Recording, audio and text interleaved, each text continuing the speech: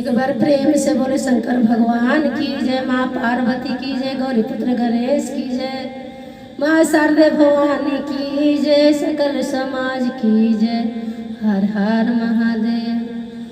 तो देखी दीदी कि बड़ा ही सुंदर एगो कथा लेके रउआ लोग के बीच में आयल बनी।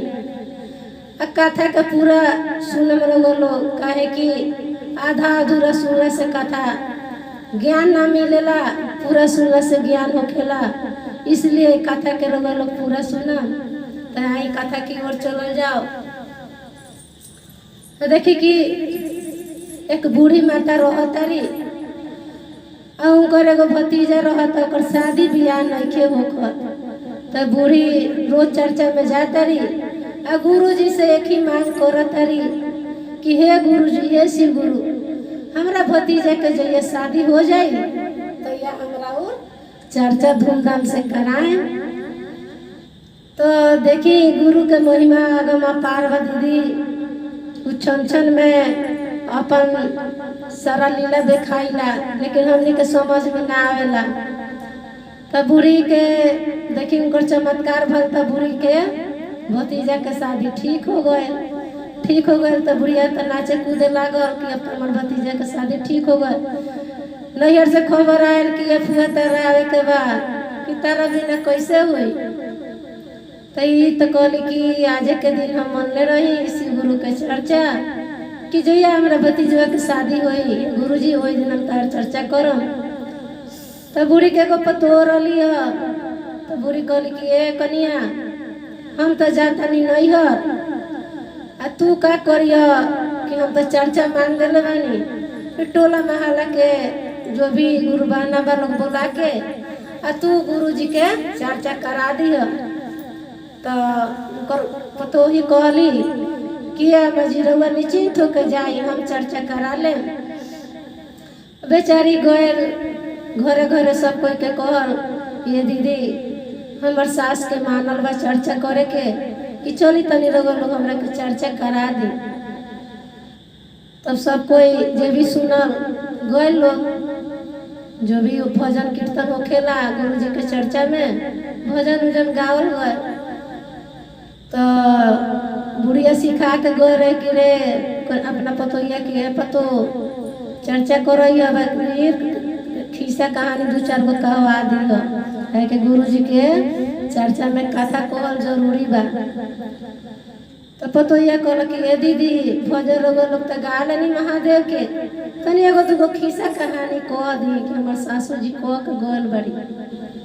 तब तो सब कोई कहता कि ए कनिया हमारा खिस्सा ना आवेला, हमरा भजन आवेला तो हम गा देनी हम। सब कोई यही बात कहल कि ए कनिया हमरा खिस्सा उसा ना आवेला।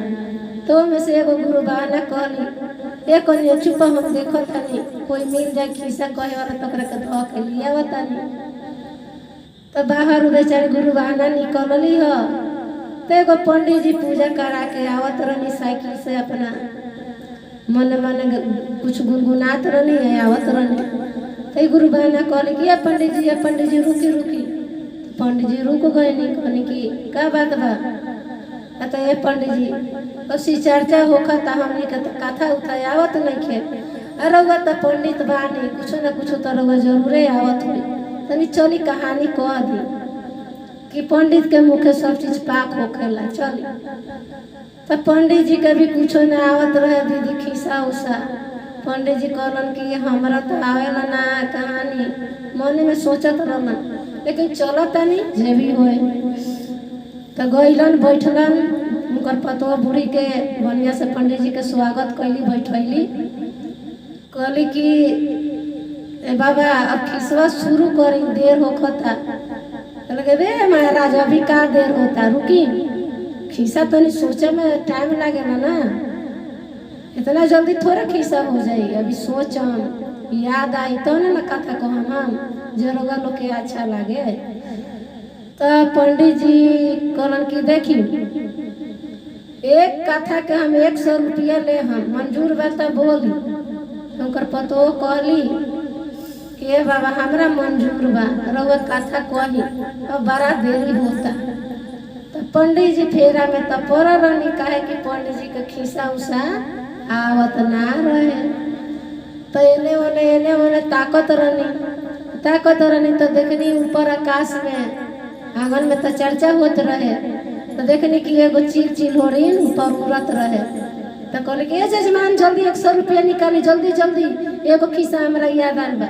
तो कहीं पंडित जी, तो पंडित जी कहत कि आगे माई ऊपर में उड़त उड़ान देखनी, आगे माई चिलावा के उड़ते उड़ान देखनी, आगे माई चिलावा के उड़ते उड़ान देखनी, आगे माई ऊपर में गजते उड़ान देखनी, आगे माई चिलावा के उड़ते उड़ान देखनी। तो पंडित जी कहलन कि एक खिस्सा हो गए, अब 100 रुपया धो दो। पतो कर बूढ़ी के 100 रुपया धो देली। तो करिए बाबा अब हाथ गल एक बार कह दी जल्दी से, बड़ा टाइम हो गल। अरे रे महाराज रुकी ने कहा रहो एकदम माथा पर सवार भर बानी, कहतानी अस्थिर तनी हो दी जैसे एगो याद आयल उसी कह दम धीरे धीरे याद आई। बड़े दिन हो गल वही सब कथा कहानी के सुनत है आजकल के कहल जाओ। तब ताकत तरन फिर एने ओने पंडित जी ढुकी मारत तरन कि कुछो मिल जाओ देखली। तो 2 गो बहिन स्कूल से आवत रहे लो हाथ में हाथ जोड़ा के। तो कहलन पंडित जी जजमानी जल्दी 100 रुपया निकालो, एगो और खिस्सा याद आ गल बा। तो कहत तरन पंडित जी आगे माई ऊपर में उड़त उड़ान देखनी, आगे माई चिलावा चिलोनी के उड़ैते देखनी, आगे माई दुनो बहिन के हाथवा जोड़ले खाड़ देखनी, आगे माई दुनो बहिन के हाथवा जोड़ले आवते देखनी, आगे माई दुनो बहिन के हाथवा जोड़ले आवते देखनी। कहलन पंडित जी कि अब 2 गो खिस्सा हो गए। तो पतो उनकर कहले कि ए पंडित जी हमार सासू जी कह के गल बड़ कि कम से कम 4 गो काटा कहवाली कनिया 2 गो और बाबा कह दी आ कह के रोगा जाई कि सब कोई के ढेर देर हो गल बा, गुरु भागना लोग बहुत देर से बैठल बा। फिर कहलन के रुकी हमरा के याद करे दी। फिर एने ओने घर में उनका ताकत रहलन जेने तेने कहे कि पंडित जी के खिस्सा उसे आवत ना रहे दीदी, देखत रहन के कुछो तो नजर पड़ जाई। तब गुरु बहना के घर में चूहा माने मिट्टी खोदत रहे, अपन घर बनावत रहे। तो पंडित जी कहलन ए जजमानी एगो और खिस्सा याद आ गल हमरा, जल्दी 100 रुपया निकालो। यही बेचारी निकाल के रख देली।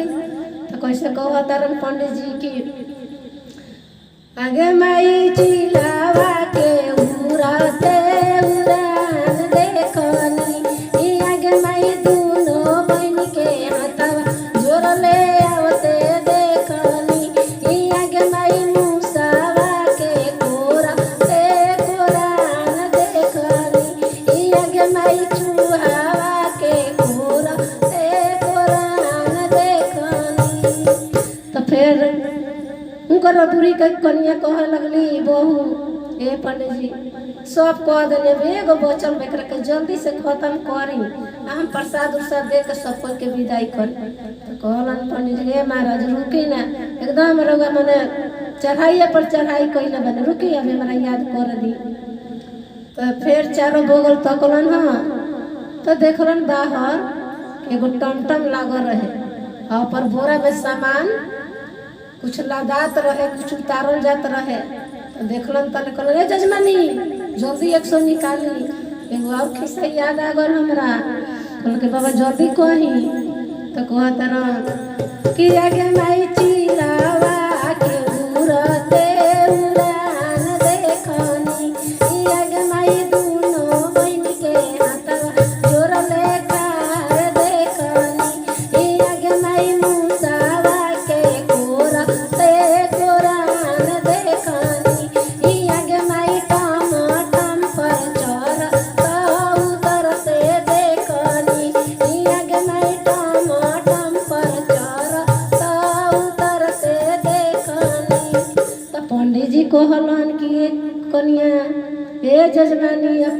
खिस्सा पूरा हो गए। हमारा के अब पैसा है 400 देनी, हम लेके अब जाता नहीं घर है। हमें के ठीक बा पंडित जी, ठीक बा रोग जाए। चल गई पंडित जी, सब जितना गुरु बहाना रहे लोग प्रसादी देली, सब कोई घरे गए। उनकर पति कहीं अपना छोट मोट नौकरी करत रहलन। जब शाम भइल तो वहाँ के वही है घरे, तो कहने की रे माई चर्चा करावे के को घर लसिया तू करैले ह। तो उनकर औरत कहल के हाँ हम चर्चा तो करा देनी, लेकिन इतना सुंदर पंडित जी कथा कहनी है कि हमारा मनवा से दिमाग से निकलते नहीं खे तनिक कि कुछ काम में हमारा ओकरा से मन लागत नहीं खे, लागत है कि कथवा उनका सुनते रही। तब उनकर पति कहलन कि अरे तोरा के पंडित जी को ऐसा कथा कह के गइलन रे कि तोरा दिमागवे से नहीं खे निकल कि तनी हमरो के बताओ। रोगा भी खाई पी मुँह धोई तो रोगा के बताए। आते तो पहले रोगा के खिसवे बता दी। तो बेचारा गइलन कपड़ा उपड़ा खोल ले तो देखलन वो अपन एगो पैंट टंगले रहलन खोल के, तो टोटा करत रहलन। तो कहलन कि रे सुन सुन सुन में 400 रुपया रहल से का कइले। पंडित जी कहलन कि 4 गो खिस्सा कहब 100 रुपया ले हम, तो हम दे देनी 4 गो कथा कहलन। ऐसन ऐसन कथा कहलन हमरा एकदम दिमाग से बिसरत नहीं खे। तो इहो उनकर पति कहलन कि ठीक है बा, तोरा ऐसा तो औरत मिल रहे तो सब घर बनिए जाए। एगो कथा पे तू 100 रुपया दे चलत रे, हम कहाँ से खोट कर लिया तनी तारा का मालूम बा। गोर हाथ बेचारा धो लेलन। जब खाना खाए के परोसली तो कहले कि रे अब तो कह खिसवा खाए बैठल बानी। तो बा अभी हम ना कहम, हमार दिमाग खिसवे पर बा, अभी चुपचाप रहुआ खा ली सुते चलम ना तो रहुआ के खिस्सा हम सुनाए आराम से। कहल मर्दानवा सोचलक उनकर पति आखिर बाबा कौन खिस्सा कह के पंडितवा गइल बा कि ओई बेरा से कहत नहीं के हमरा के पढ़ौले बिया। तब जब खा पी लेलक लोग दोनों प्राणी गइलक लोग सूते, तो कहलक रे अब कहबे अब तो सूते आ गई नहीं, बताओ कि सूत जाम तब ते कहबे। तो कहिया ना अब रोगा के कहम से चुपचाप अब सुनत रहम रोगा खाली कि बता। देखी पहला खिस्सा कहलन कि आगे माई चिलावा के उड़ते उड़ान देखनी, आगे माई दूनो बन के हाथवा जोड़ले खार देखनी, आगे माई मूसावा के कोरते कोरान देखनी, आगे माई टम पर चढ़ते उतरते देखनी। तो देखी दीदी कि खिस्सा तो कहत रही, लेकिन वो जो टमटम पर चढ़ावत रहे उतारत रहे वो चोरी के सामान रहे आ वो सोना चांदियों में रहे। और चोरवा का कैले रहे कि जो ये शिशिया वाली कहानी बतावत रही अपना पति से, उनकरे घर में मिट्टी कोर के और सब गारत रहे धीरे धीरे सामान उतार के। तले खुर खर के आवाज आए, सब जनलन सा चोरवा कि रे है ई तो मौगी हमनी के बारे में लागत है कि देखती या जान गल सब चीज कि कोरते कोरान देखनी आ टमाटम से चढ़ते उतरते देखनी कि सामानवा तो हमनिए के उतरतनी चढ़ावतनी आ मिटिया कोनतनी भाग ना तो पकड़ाला के बाद में एको हड्डी देह में ना बची। तो भगलक चोर भागलक सारा बोरा बोरी दीदी छोड़ के। तेकरा पति के आहट आए तो गइलक देखे, तो देखलक कि एमे तो खाली सोना चांदी सब भरल बा। गइलक बेचारा तो कहलक कि रे सुन एगो हम खिस्सा कहतानी तोरा के। बाप रे रउआ कहाँ से खिस्सा कहम हमरा के, तो सुन हम कहतानी तो बोली।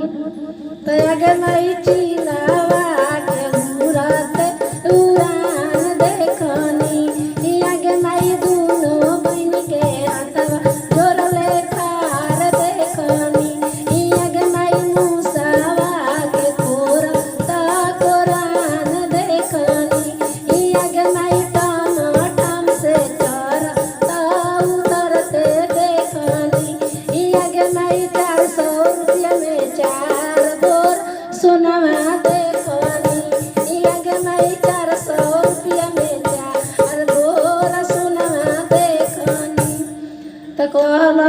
ओकर पति कि धन बारू हमार पत्नी जी कि हम तो तरह के 400 रुपया लगी बोलनी है, बकरी ना मालूम रहो कि महादेव इतना हमरा के चमत्कार कर दिया। तू 400 रुपया देबू तो 4 बोरा हमारे घर में सोना चांदी आ जाई कि तू धन बारू। तो चलिए अब खातर खींचा समाप्त हो दीदी। अगर अच्छा लगी तो कमेंट में जरूर हर हर महादेव लिखम, एक बार प्रेम से बोली हर हर महादेव। ऐसे ही महादेव सब पे चमत्कार करत रही, बुद्धि ज्ञान सबके बढ़ावत रही गुरुदेव।